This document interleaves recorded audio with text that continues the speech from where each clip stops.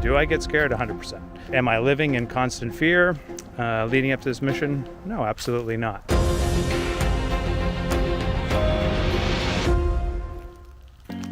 Since I've been assigned to the Artemis 2 mission, a number of people have been asking me about fear and if I'm scared of the mission, and if I get scared. Well, the answer is yes and no.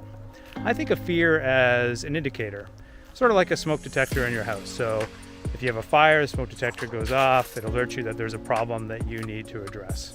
Well, fear is really good as an indicator, but you don't want it running your life. And so in the space program, we're trained to take that fear as an indicator that something needs to be dealt with. And then what we do is compartmentalize it, set it aside, and then work that problem with a clear and present mind. We have some strategies we use for risk mitigation. So we think through the risks that we're taking. We try to understand those risks. So we use real science, models, probability, to try and decide which risks are most likely. And then we talk about and come up with strategies on how to mitigate those risks and what kind of backup systems we might need in a spacecraft.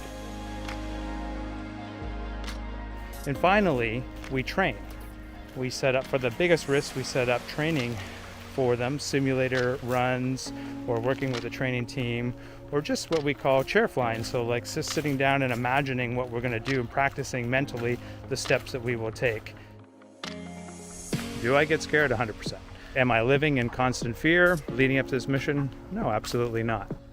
Now, let's talk about how this applies to everyday life, because we all sit with worries about something that might happen in the future, or what someone else might do, or what might happen on an Artemis 2 mission.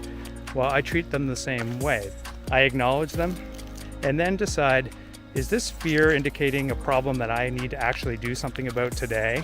So if there's something that I can do to mitigate it, then I should take action.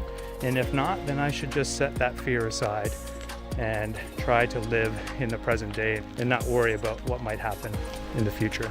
And that is how I will approach the fears that will come up during my training flow between now and when I launch to fly around the moon on Artemis 2.